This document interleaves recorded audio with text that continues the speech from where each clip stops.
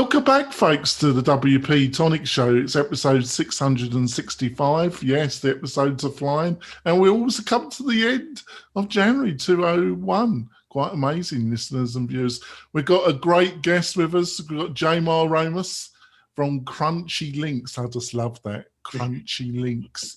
I'm going to let Jamar introduce himself quickly. So if you could just give us a quick 20-second intro, and then we'll go into the main part of the show. All right, I'm Jamar Ramos. I'm the Chief Operating Officer for Crunchylinks, a digital marketing agency. What does a Chief Operating Officer do is the question I get a lot, and it's basically I do everything that my other co-founders don't want or can't do, hence the operation part. And so I also take care of a lot of we use Asana as our task tracker. And so I'm the one who makes sure that all the tasks are up to date, that the boards are clean, that our individual clients, if they like the board to look a little bit different for how they like to structure their work, make sure that it looks different for them, and just make sure that everything that we're doing for our clients is the best that we can be doing, taking all their feedback and making sure that we're updating our systems. Just because I think as an agency grows, that's the thing that falls by the wayside a lot, is making sure to scale up and change your processes, because just because it worked yesterday doesn't mean it's going to work today or tomorrow. And I've got my great co-host, Stephen. Stephen, would you like to quickly introduce yourself to the new listeners and viewers? Yeah, my name's Stephen Souter. I'm from zipfish.io. We make WordPress fast by optimizing the code and also the servers that run the code. So in this episode, we're going to be talking about communication, about why when you bring in a specialized SEO agency, why communication can break down and why it's important not to let that happen. And we're also going to be talking about the latest trends, mythologies. Basically, it's going to be a feast around SEO. But before we go into the main part of the show, I just want to talk about one of our great sponsors, and that's Kinsta Hosting. Kinsta Hosting is a specialized WordPress hosting provider. They've been hosting the WP-Tonic website for the past couple of years. They're just fantastic. So if you're looking for a real quality hosting WordPress specialist WordPress hosting provider for yourself or for your clients, you should really go to Kinsta and have a look at their packages. And I suggest that you should buy one. If you do that, please do the show and Kinsta a great favor and tell them that you heard about them on the WP-Tonic show. So, Ramos, so I think when we were doing our pre-chat, one of the things you brought up was communication. So obviously this is in your mindset. So you were saying that in a lot of circumstances, communication between a specialized SEO agency that might be brought in and, let's say, an internal development department isn't always the greatest. What do you think are some of the key things that lead to that and some of the things that can be done to avoid that? It becomes a problem of groupthink, because SEOs sort of sit together, whatever department they're attached to, they all sit together, they talk together, they read the same things, they follow the same people, they talk smack about the same people within the industry. We get to this point where we think because we know it and we put it out there, everyone else must know it, they must understand it, they must get it. And that's a problem of ego. And when I'm talking about ego SEOs, I'm also talking about myself. I used to have this same problem where, because I thought, oh, I got into it and I learned it and it's easy for me to do, these devs who have this vast wealth of knowledge in this whole other language that I can't possibly understand must easily get the concepts that I'm talking about because they're super simple, not realizing that just like athletes spend 10, 15, 20 years sculpting something in one thing. And then well, why didn't you read, William Faulkner? Why don't you know this Shakespearean sonnet? And it's like, well, you were reading sonnet 116. I was learning how to bash this dude's head in and grab the football. So excuse me. So we need to get to that point and realize we're sculpting a singular focus within ourselves. If we want other people to help us get our focuses and help companies, help websites, help blogs, help podcasts get seen, we have to explain to them how it works, why it works, what's going to work tomorrow and how it's going to help them do their job better and eventually get seen, get heard, maybe get a raise, get a promotion because we worked on this big project together and it was a windfall for the company. Yep. I think on reflection, really, before I turn it over to Stephen, it's the same thing with other specialities now, UX design, design in general. They sometimes also have communication problems with development teams, don't they? So I think this problem or concept that you're trying to put forward, it just doesn't only apply to your own speciality. It can apply to many specialities, can't it? Yeah, there's so many that people don't understand. Like there was an argument that was going on Twitter yesterday about site speed and how SEOs now think that like site speed is just like the end all be all, and we put it at the tip top of any audit that we do. And someone was asking why, why is that? And I made the comment because a couple of years ago, someone made mention that you lose X% of people from your website for every additional second it takes to load. And people went crazy about that. And then they got stuck there. And that's great. Yes, you want a fast website, but if nothing else about your website is optimized and it looks crappy, you're giving them a fast experience to a crappy website. So how great is that? Very wise words. Over to you, Stephen. First question, I got to know, why are the links crunchy? So one of my co-founders, Jack, and I, we're really big into anime. And so if you ever heard, there's a website called Crunchyroll where you can go subscribe and get all the anime and everything. And so we took part of that and put that in the front. And then links, because originally Jack, when he started this whole idea, was something different where it was going to be about finding backlinks and helping people get more links to their website. So that's where the links came from. And then when I joined up, I said, well, I hate trying to get backlinks. I don't think that it's going to be scalable for us. So let's try and move into different services. And we kept the name just because, once you have the name and you're good, don't change up the name, because then you have to worry about branding. And it's, weren't you this before? And then you have to spend so much time explaining, well, yes, we were this before, but we're now this. And then you get lost in the weeds with that. Yeah, and the name's awesome. Like a name that like sticks in your mind. Like there's some, I don't know, I probably ran across 1,000 different SEO agencies, during my work. But when I saw your name come across that, we're going to have this conversation, I was like, oh, I've definitely heard of these guys before. Because like, I just like, it's a cool name. I like it. It sticks with you. Yeah. So you're talking a little bit about communication, like communicating like internally, like between like SEO, like agency departments or like and the client and stuff like that. But something that I think is like a huge problem in the SEO industry right now is, what does that even mean? Like people come to me all the time. They know that I do website stuff. We don't really specialize in SEO. I mean, of course, that's like, you want to make sure like a site is up to a certain standpoint, but we're not like the experts that like, oh, I can tell you exactly what needs to happen. But people are like, hey, I need SEO on my website. And to them, that means they want to rank on the first page of Google. And they're like, hey, can you do this? And there's a lot of people, and this is like everybody and their mother is doing SEO work. You can find somebody to hop on and do freelance stuff. So like, how do you know the difference between like the real guys and the charlatans? What does SEO really mean? Is it just adding some meta tags in and you're good to go? Is it a whole content strategy? Is it a whole marketing plan? Like what does that mean when somebody wants to improve their SEO?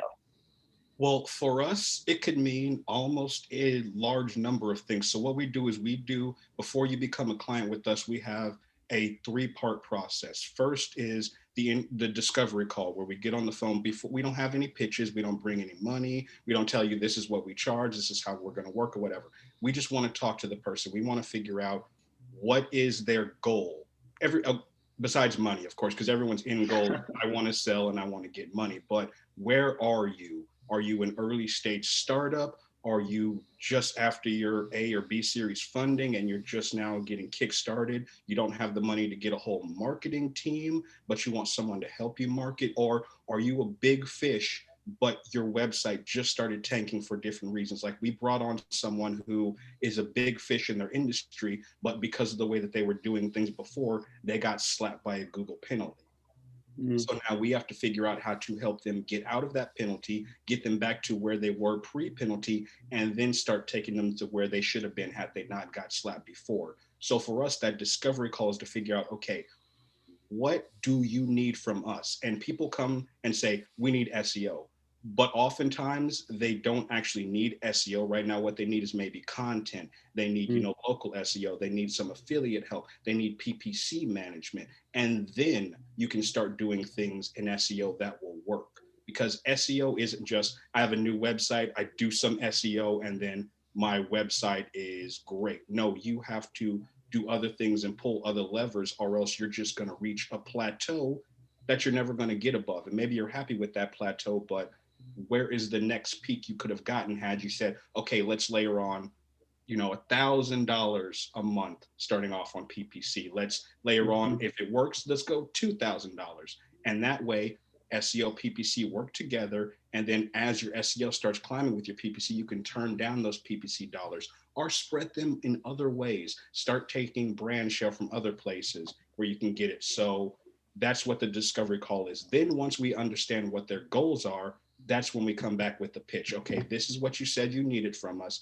This is what we saw in the audit. This is what we think is going to work. And we usually give them 3 tiers of plans. For all the stuff we want to do for you, this is what it's going to cost. For the mid-level of things that we can do for you, this is what it's going to cost. If you just want a little bit, here it is. So that way people who are price conscious still get the help that they need, but we don't sort of push them away with the price point that scares them.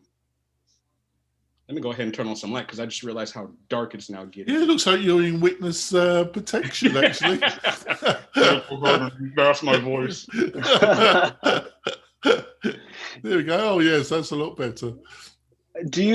So if somebody comes to you and they want to rank on the first page of Google for whatever search term, is content like something that has to be done? Like, is that something that somebody should always have in the back of their head, that if I want to rank, I have to have content? Or is there ways that you don't have to keep producing, blog articles or weekly content type stuff that you can rank? No, usually what we do is, especially early stage startups, we tell them, instead of trying to do a lot of blog content, do FAQs. Start answering questions, not only about your niche and your industry, but about who you are as a company. Put the who you are as a company FAQs on your homepage. Then each service page or each product page, do FAQs around that and around the people. So if you're in fintech and you're doing Bitcoin, talk about the different types of coins. Talk about how people can start to get invested. Build out a calculator that says, if from this date you had invested $10 in Bitcoin, you would now have this much. So you can start gamifying. You can get people interested in it in multiple different ways and multiple touch points. And then when you have landing pages for your products, talk about the product. Don't just say it's the best, the top, the most innovative. Okay, that's great. Why? What problem is it? And also sometimes I don't need the best, the top, the most innovative. I need what's going to work for me. Maybe I don't want Colgate because it's the best. I like Crest because they have something for my sensitive gums. So the top doesn't actually work for me. I need what's best for me. And I tell people, if you want to rank number 1 for every term, that's a stupid thing. Sometimes you don't need to and want to rank number 1. Like for us, we rank number 3 right now for the term medtech digital agency. I'm fine with number 3. We're probably never, ever, ever going to beat out number 1 and number 2. So I can take that time and put it into other pages, like our cybersecurity page, which is ranking, I think, in the 80s for the keyword. Now I can start doing other things, getting people to understand we have that service as well. What content do I need to put around that to get that ranking better? I'd rather try and get on the first or second page than anything. Plus, number 1 in organic SERPs is not really number 1 anymore, because you have all the ads, you've got the local pack, you've got the people also asked questions that come before you. So you're number 1. Sometimes it looks like number 9 on the SERP. So yes, we can get you number 1 for that keyword, but what is it really doing for you? Yeah. You bring up a really interesting point on how, like, as Google's evolved, they've kind of kept burying the organic search type stuff. What are your thoughts around that? Like Google moving more into like a quick question answer, or pulling in like those other, I forget the technical term for it, but like those content modules above like actual pages that like you can click through too. I mean, it's Google's prerogative to do it. That's why I tell people, Google don't love you. Google loves your money. Google doesn't love us. Google does what it needs to do to make the money that it makes. And so I forgive them for that. That's who they are. And they've changed and they've made no secrets about it. It's just some people don't see it. They want to pretend that, Google is still the do no harm people. And Yeah. they removed that many, many, many years ago. So if you look at some of the SERP features, you look at some of the things that are surfaced, you start typing in certain phrases and you see the auto suggest and what sometimes it suggests, you can start seeing that Google isn't always about our best interest, whether it's individuals searching, whether it's people who work in digital marketing, whether it's the companies trying to provide the best information, which is why I tell people just continue to provide the best information for your clients, your customers, your users, people searching for that information. Eventually, Google will get it right if they start seeing that there's money in what you're doing. They'll accidentally stumble on doing the right thing. You just have to keep doing the right thing. And when there's money involved, they'll start surfacing you. Yeah. Cool. Jonathan, back to you. Yeah, we're going to go for a break. When we come back, we're going to be delving and be asking some questions about link building. So please stay with us. We'll be back in a few moments. Hey, Jamar, you need more light. You look like you are in witness protection now. There we go. Oh, yeah, God, that's a lot better. I hate doing these things in my room. Plus, it's super dark outside, so that usually helps with the natural light. And it's just like it's a hot mess today. Oh, that's a lot better. That's a lot better. It really did look like you were in witness. Yeah, it's just going more dark. I'm just like, there was just an outline, a dark outline. My powers. I suppose for SEO, it's not a bad image, but there we go. That's a bit cliche, wasn't it? I apologise for that. All right, let's get back to it. We're coming back. We've had a fantastic discussion this first half. Jamar Ramos, he's putting up with my terrible pronunciation of his names, but it doesn't matter. The main thing, he's got a fantastic company name, Crunchylinks. I just love it. So I've got to tell you, we as a company invested quite a bit of money in content production, video, articles, and it's one of the main driving force of getting quality leads for my business. But I must say that I think on a daily basis, I must have 2 to 3 people email me out of the blue asking for links, asking either saying that they could improve a particular article if I'll just add a bit. Will I allow guests blogging if they could pay me for an article? And I've got to tell you, I don't reply. I would say 99% of these outreaches I just don't respond to. So how important is link building in this new year? And secondly, can you give us some insights about how your own agency deals with external link building? Do you mind doing that? No, of course. And apologies to all link builders out there. I respect what you do. I know that it has value. I just loathe it because there's a lot of bad actors, and clients are still in the 2012 mentality, pre-Penguin, pre-Panda, about just links. And it's with our agency, we tell you that we're going to reach out to a certain amount of people. We don't promise any number of links because, as I tell clients, I can email 1,000 website owners. I can ask them for links. I can give them your best piece of content. I can optimize. I can write them all 1,000 ones. I can do them all specialty, do research around the webmasters, make sure each one is targeted and personalized for them. Then the control is out of my hands. It is up to them to see the email, open the email, check their spam or junk folder to find it, because 9 times out of 10 it's going there, and then on them to respond. Then once they've responded, it's also on them to then actually put the link there. So how many of those steps that I just outlined that's on someone else to handle versus me? So for me, it's backlinks in my mind is I want to create the best content we can. I want to make sure that it is helpful. And when it is helpful, like you guys had on John Locke, I want to say sometime last year. Yes, and John recommended you for the show, actually. Yeah, exactly. And he found one of our pieces because we follow each other on Twitter, and he talked about it there.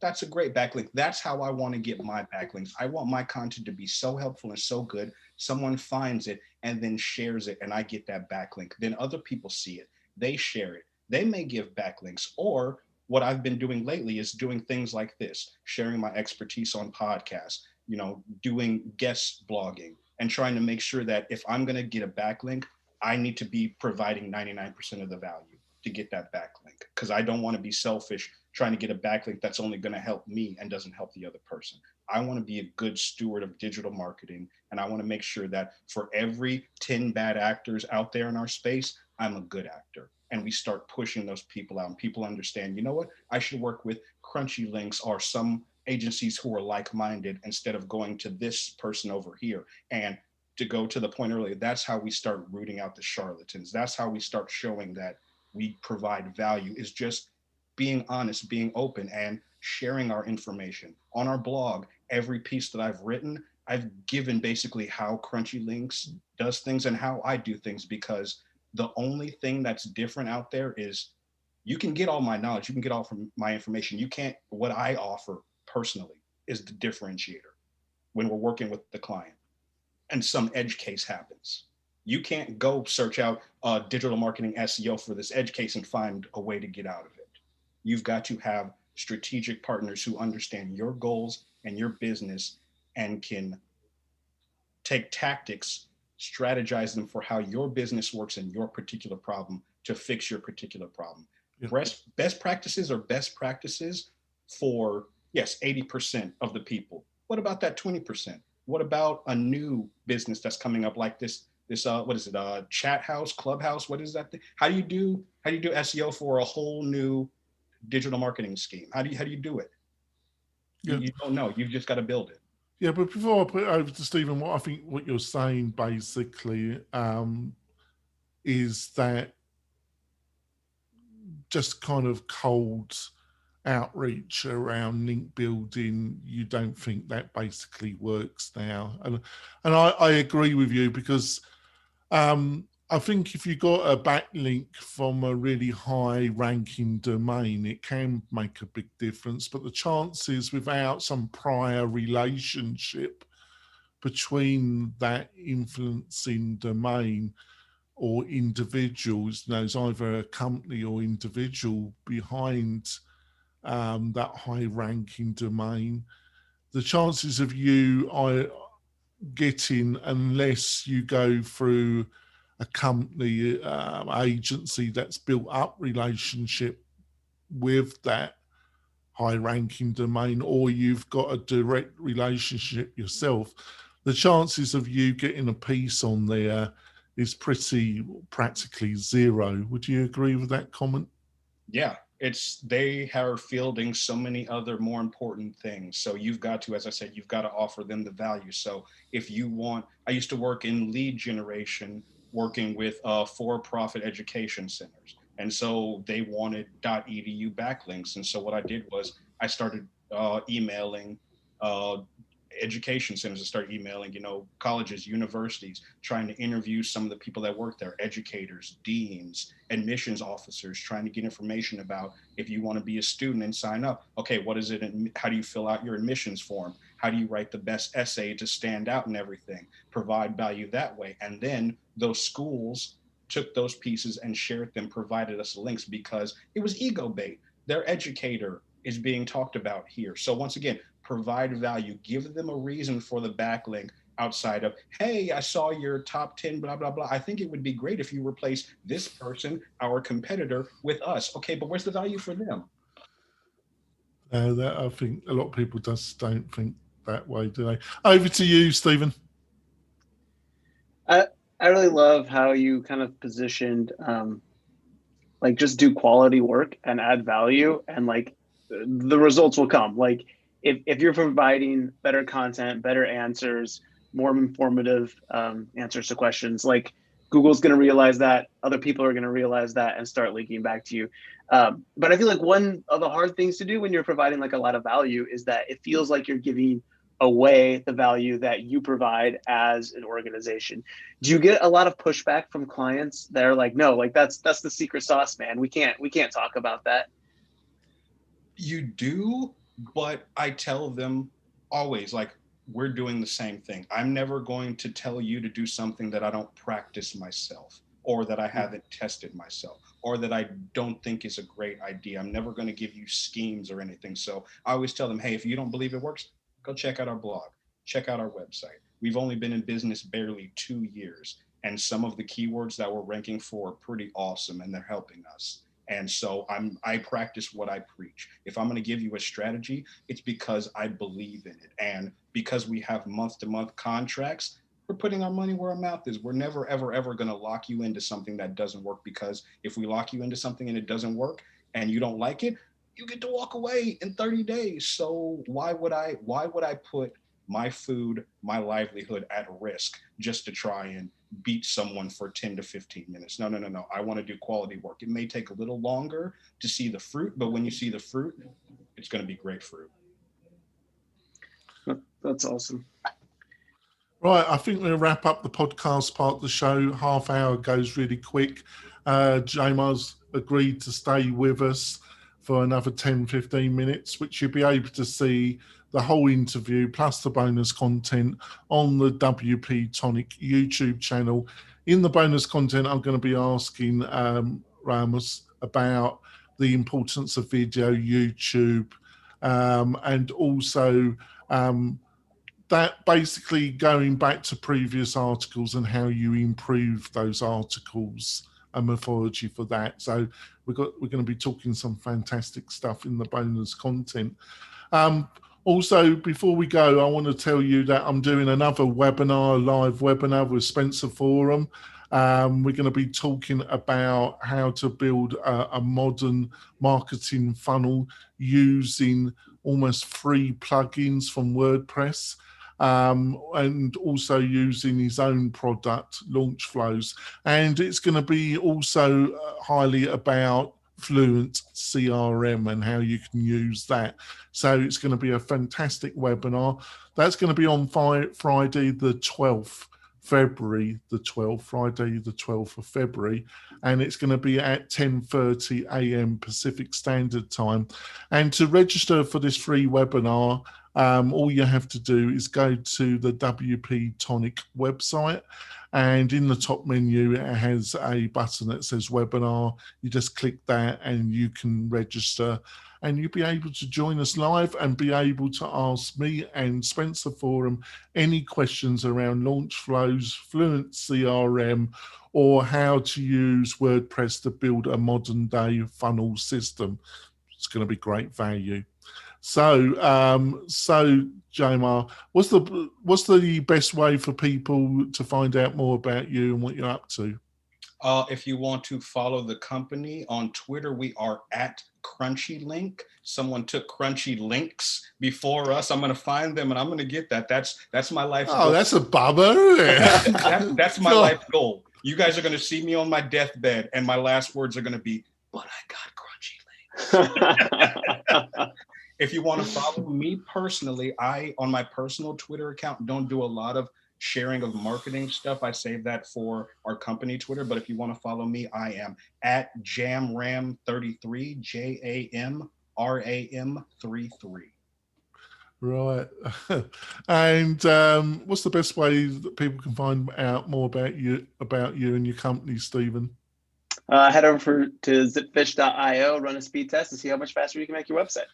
Yeah, and Zipfish helps the WP-Tonic site become super speedy. We got a lot of plugins and a lot of content, and it's slowing the site down. And Stephen and his crew really helped out, and I can't recommend them more. So if you're looking to speed your website, definitely approach Stephen and his team. We'll be back next week with another great guest, another great subject. We'll see you soon, folks. Bye. So back to bonus content. So what I've been finding is obviously you've got to do your SEO research about what article you're going to write, and it's got to be linked in some way to your product and service.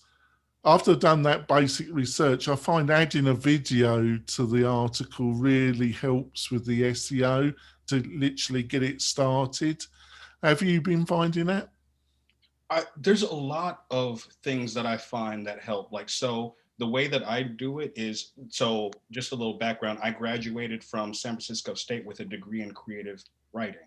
And so I think of the same way that I write, dry marketing content in the same way that I would write my creative stories, my essays and everything. So I usually write the meat of the thing first. Like, what is it that I'm talking about? And then I'll write the intro and the conclusion. So that way I know, okay, these are the pieces that I'm going to probably need to optimize. And if I have a great intro and conclusion, I probably don't have to touch those much. And then once I publish my next thing is I want to add visuals after that. So I usually will do screenshots or whatever just in the first draft once I publish it. Then I want to start adding more interactive images, more graphs, more charts, because then people, they see the concept and then they can see a great chart. Yeah, I think you're jumping a question, my follow-through question, actually. So if we can stay, so before we go to that, I'm not, and I apologize if I just came across a little bit rude, but I just wanted, so before we go down that bit, how important do you think video is in general when it comes to making content more attractive?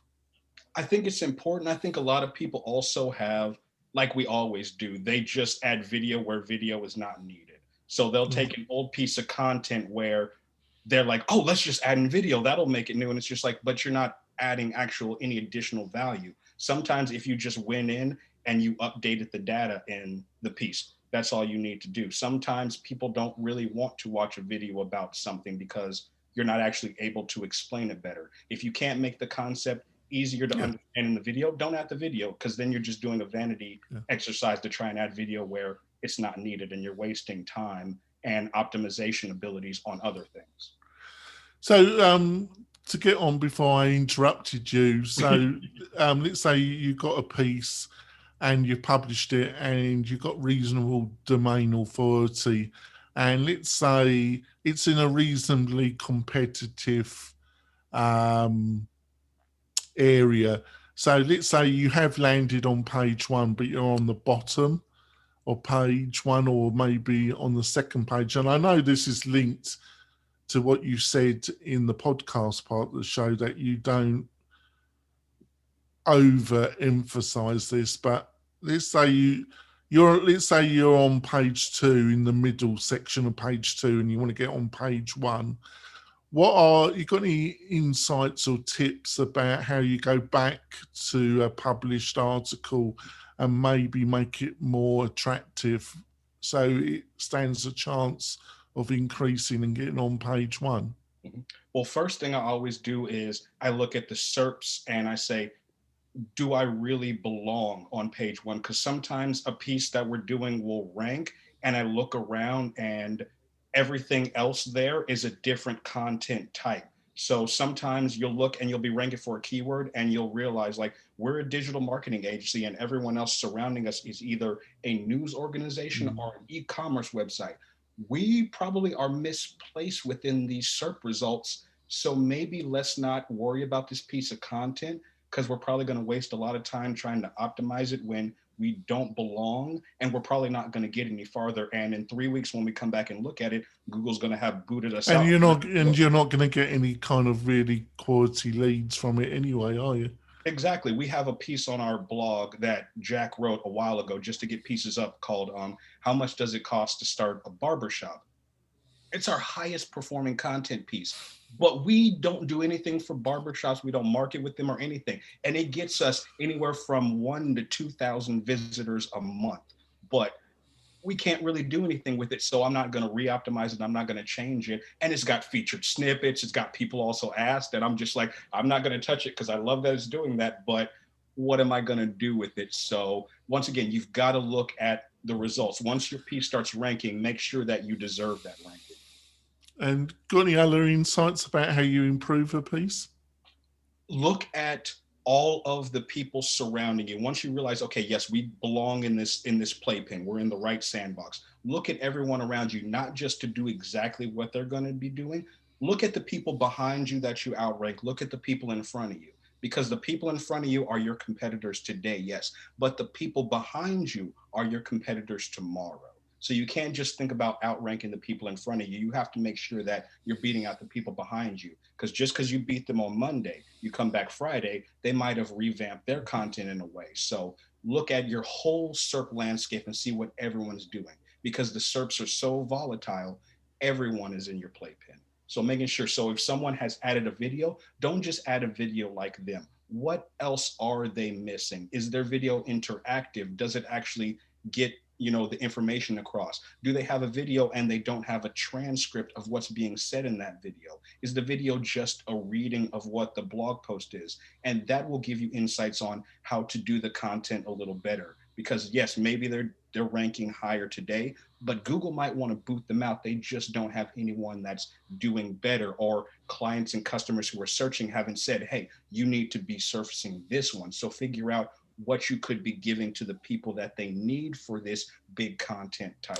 Yeah, it's a fascinating world, because you do see a lot of articles that have been getting really very strong placement by Google, and they're not that well written. But what you've got to realise is the domain authority of the publisher is so high that your chances of outranking that piece, well, it's practically zero, because your domain authority just won't allow you.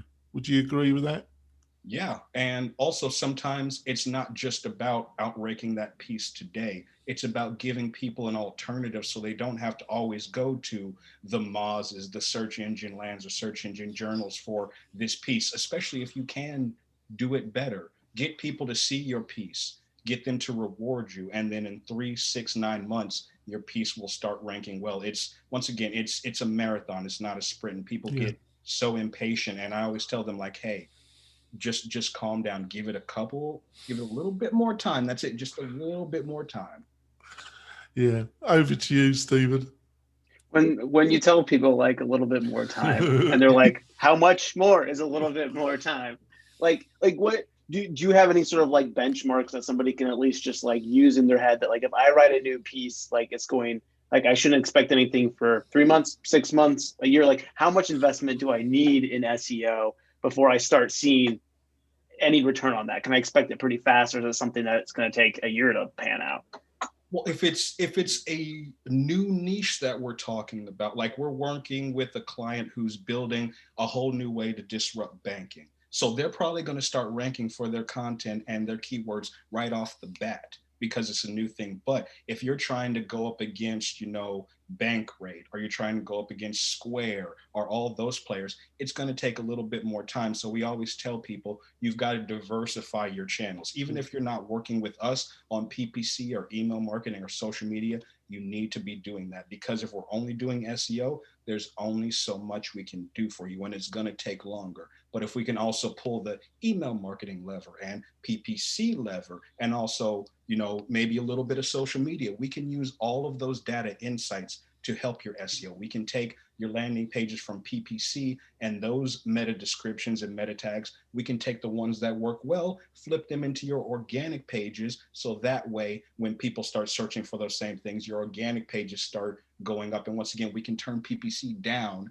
and save you some money, or start trying to leverage it for other keywords you don't rank. And once again, keep doing that. We shovel, we fill, then we shovel, we fill. So it takes time, but the more channels you're pulling on, the less time it takes. So I always tell people, you don't have to work with us for everything, but you need multiple channels, or else you're hamstringing yourself, and there's only so much we can do. How do you generally set up goals to know if your SEO is successful? Is it generally like a revenue generation thing? Like if I can't track my revenue back to my SEO work, like, or is it more of an impression thing? Or like, I know some of the SEO tools out there will give you like an estimated value of if you were running ads versus that SEO? We have multiple different KPIs. We also build dashboards that are powered by what is that? Google Studio. I try and stay out of it because it's numbers and everything. So I'm like, yeah, Google Data Studio. So we do that. So we ask the people like, what KPIs would you like to track? And then we set up customized dashboards around those KPIs. And we also have quote unquote invented our own KPI, especially when it comes to content, what we call the assisted conversion. So if you're a fan of hockey, you've heard of what's called the hockey assist. So they usually have, it's not just the guy who gives it to the guy who scores. It's the guy who gives it to the guy who gives it to the guy who scores. So we're like, okay, your content isn't always going to convert, but your content does help with conversions. So we want to track someone who saw your blog, clicked to a landing page, then converted. Yes, your landing page gets that value, but it was really your blog that brought the person in there, got them to go to your service page to convert. So we want to make sure that people see there is value in content. You may not always be able to put a dollar value to it because you're not tracking it that way, but we want to let you know it gave you a hockey assist. That piece that you wrote 1-2 years ago brought in 1,000 people, 500 went to your landing page, 250 converted. That's better than you've ever seen before. And that may be numbers that you missed because you were just trying to track money, money, money. You're not seeing how the money flows in though. Yeah, that's a good point. Sometimes it's hard though to go back and like, it takes a whole level of effort to figure out how to get those goals and to track those goals in a meaningful way. Like you can just like look at visitors and like all these, I don't know, like stats that make you feel good, but like, do they actually have meaning, and what does that meaning mean? Like, how do you interpret that? And that's a hard thing to do. But on the other way, Stephen, you know, there's really no point in looking at conversion until you get a certain level of traffic. So really, you got to look at, you know, the first step is getting a reasonable amount of traffic to your site, but that traffic, you got to produce content that really aligns to your offering, because get like what Jamar remarked, get, you know, about the barber shop, you know, getting the wrong type of traffic to your website isn't going to be very helpful. So it's got to be aligned to your offer. But then if you get to a certain amount of traffic, you really then got to then really concentrate on the conversion part, which is a totally other episode, isn't it? So just to wrap up our interview, I know I'm going to ask you a little difficult question, but if you could give us a couple of insights. I know each client is different, but I would imagine there's some low hanging fruit. You know, there's some consistent mistakes that the majority of your clients make, that you see patterns. So can you give a couple insights of patterns that you regularly see that people are doing wrong with their SEO? It's like you knew all the questions to ask me to get me revved up this morning. So the two biggest things I see, and they're kind of intertwined, it has to do with, once again, communication. Clients have pages that do multiple things when they should do one thing well. Yeah. And also, clients use jargon instead of speaking from their mind and their heart when they're talking about their product. We just had a kickoff meeting with a new client, I want to say Monday, and they were talking about their product and everything. And they said, people that we know in our lives say, we talk about our product differently to them than we talk about it online. And I said, that's your biggest problem right there. You need to be speaking to your audience online the same way you speak to your audience offline. The way that you get your family and friends into your product, that's the same way you need to be talking to your audience. Don't give them the jargon and the we're here to disrupt and innovate. And it's just, I click off, I'm bored. I don't care if you have the best product. Why are you talking like a robot? Don't talk like a robot, talk like a human, because I want to shop with humans. And another thing, don't put your resume on your about page. Underneath where your picture is, Talk about who you are, why what you're doing matters to you, why you're doing it. Because leave a LinkedIn link if you want me to look at your resume. I'm not here to look at your resume. I'm here to figure out there's 1,000 companies doing this thing. Why do I want to work with you?